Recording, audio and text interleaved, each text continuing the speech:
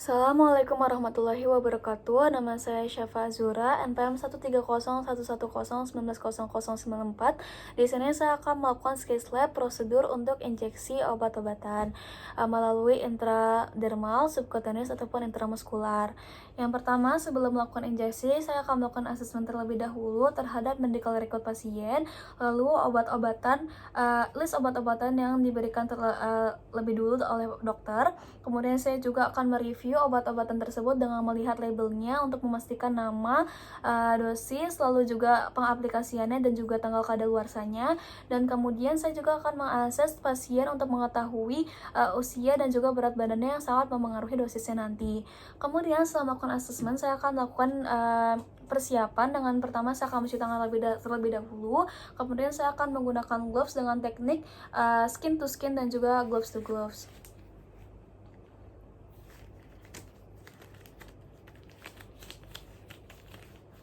Yang pertama skin to skin, terus yang kedua gloves to gloves.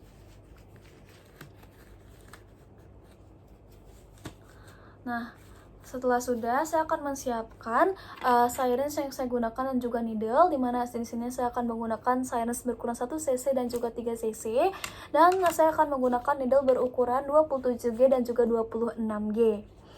Nah, setelah siap, saya akan mengecek kembali 2 kali label obat-obatan yang akan digunakan dengan mengecek labelnya yang terdiri dari nama, tanggal kadaluarsanya, lalu juga bagaimana pengaplikasiannya serta cara dan dosisnya. Itu dicek 2 kali.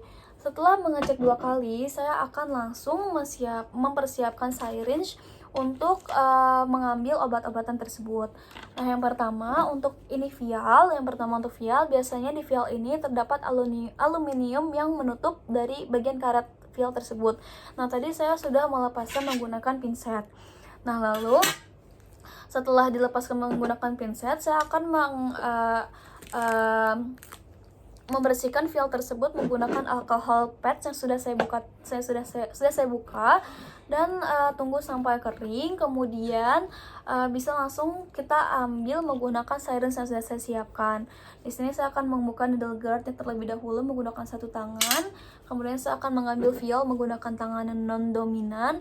Kemudian mengunggingkan vial dan langsung memasukkan jarum ke bagian cairan vial agar tidak terdapat udara yang ikut tersedot oleh jarum atau syringe.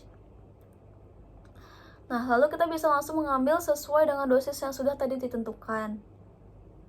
Kemudian cabut jarum dan letakkan vial dan kembali gunakan needle guard yang tadi menggunakan satu tangan.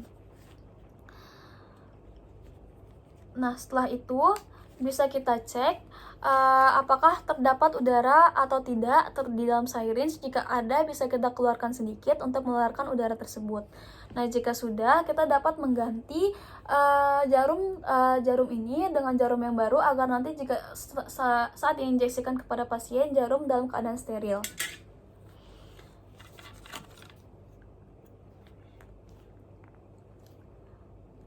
Nah, untuk yang vial sudah, yang kedua saya akan mempraktekkan prosedur menggunakan ampul. Nah, ini ampul. Untuk ampul sendiri, kita harus memastikan bahwa obat-obatan sudah berada di bawah, tidak ada di kepala ampul lagi. Nah, lalu setelah itu saya akan membersihkan bagian leher ampul menggunakan alcohol pads dan langsung dapat leher dari ampul tersebut dapat langsung dipatahkan ke bagian berlawanan dengan arah kita. Nah, di sini saya akan menggunakan ampul yang sudah saya patahkan tadi dan langsung mengambil obat-obatan dari ampul ini menggunakan syringe 3 cc. Ini saya lepas dulu menggunakan satu tangan. Kemudian sama seperti vial tadi, saya akan tunggingkan dan langsung saya ambil sesuai dengan dosis yang telah ditentukan.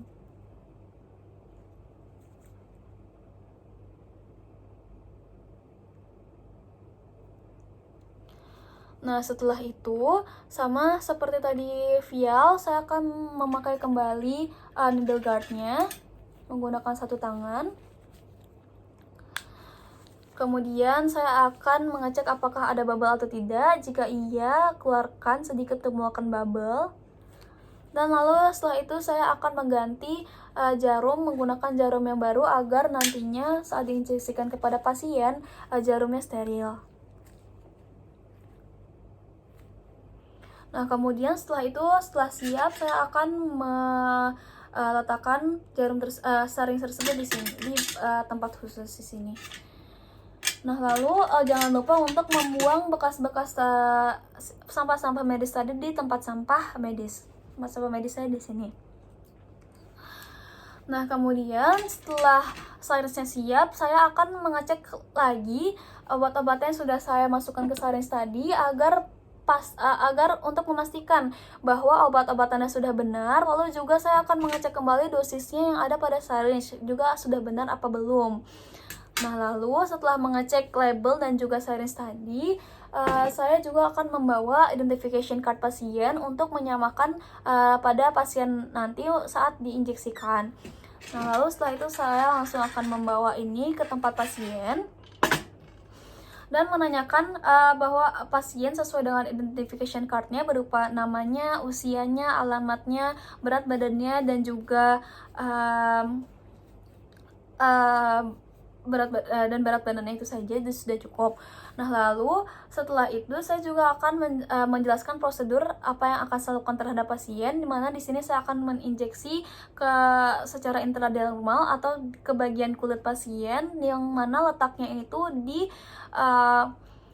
lengan bawah bagian dalam ataupun di bagian punggung bagian skapulernya. Lalu ataupun saya akan melakukan injeksi di bagian subcutaneous, di mana itu bisa dilakukan di bagian perut, lalu di bagian tangan atas bagian lateral ataupun paha bagian lateralnya, dan juga bagian intramuskular atau ke dalam ototnya, dimana itu bisa dilakukan di bokong ataupun di paha atas ataupun lengan atas pula. Nah, selain menjelaskan prosedur, saya juga akan menjaga privasi pasien. Misalnya ketika di rumah sakit, saya akan menutup gorden yang ada pada rumah sakit tersebut. Nah, lalu setelah itu kita bisa langsung meng-approach pasien, dan sebelum menginjeksikannya kita perlu membersihkan area yang akan kita injeksikan menggunakan alcohol swab lagi dengan cara dari dalam keluar, kemudian menunggu kering, dan lalu kita bisa saya akan langsung mengambil syringe tersebut dan membuka needle guard-nya menggunakan satu tangan sama seperti tadi. Dan kemudian saya akan melihat apakah masih ada bubble atau tidak. Jika tidak, bisa langsung digunakan. Nah, untuk intradermal sendiri itu penginjeksiannya dilakukan dengan angle 10 sampai 15 derajat atau hampir sejajar dengan kulit pasien.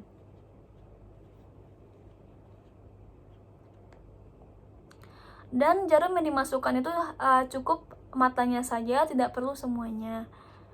Nah, lalu setelah jarum masuk, bisa kita cek terlebih dahulu apakah sudah ada wheals yang terbentuk. Jika sudah ada wheals atau seperti bentulan terbentuk, maka injeksi sudah berhasil dan bisa langsung kita masukkan obatnya ke dalam kulit pasien.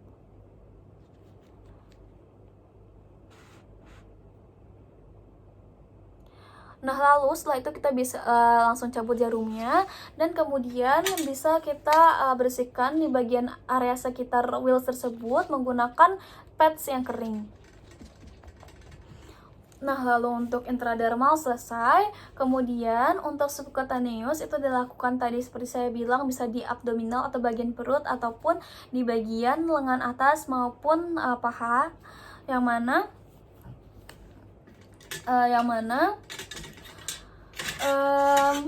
sebelum melakukan injeksi tersebut, sama seperti tadi, kita harus membersihkan area yang akan kita injeksikan obat menggunakan alcohol pads dengan gerakan dari dalam keluar, kemudian menunggunya kering, dan mengambil syringe serta meremove needle guard-nya lagi, serta mengecek apakah masih ada bubble atau tidak. Kalau tidak, bisa kita langsung masukkan juga sama seperti tadi.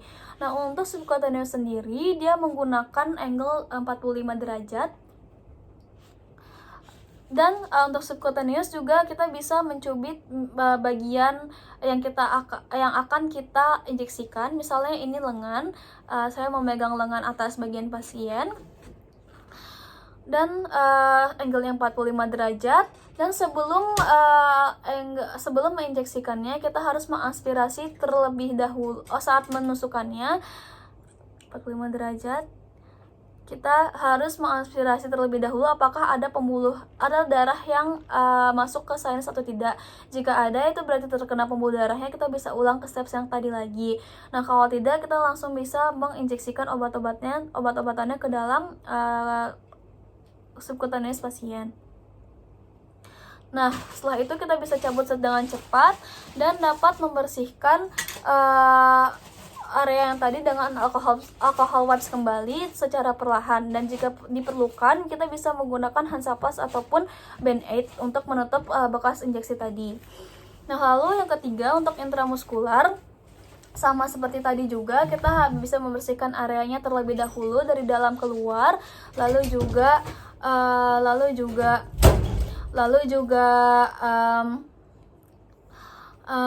habis setelah itu kita bisa mengambil syringe yang sudah kita siapkan, kemudian bisa kita lepas juga needle guardnya.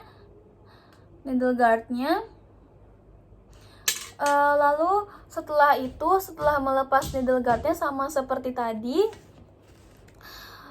kita cek juga apakah masih ada bubble atau tidak. Jika tidak ada, bisa langsung kita gunakan. Yang mana kalau misalnya intramuskular ini angle-nya 90 derajat. Kemudian langsung kita masukkan ke dalam intramuskular, yang mana jarumnya ini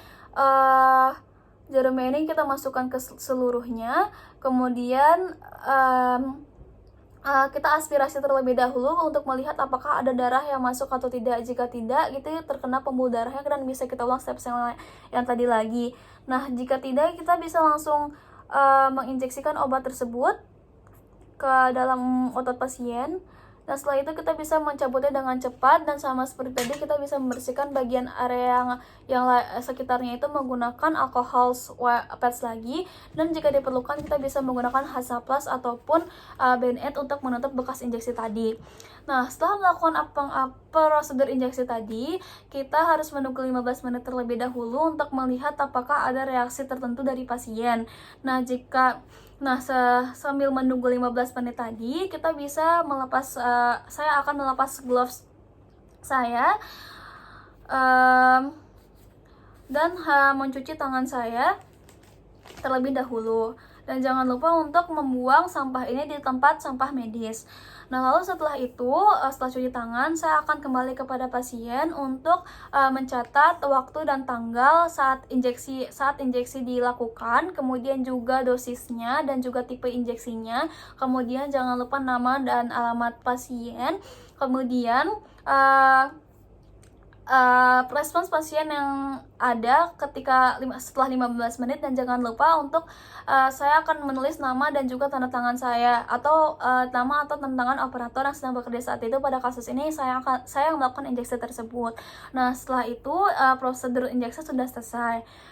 Mungkin sekian dari prosedur yang saya lakukan. Jika ada kekurangan, mohon maaf.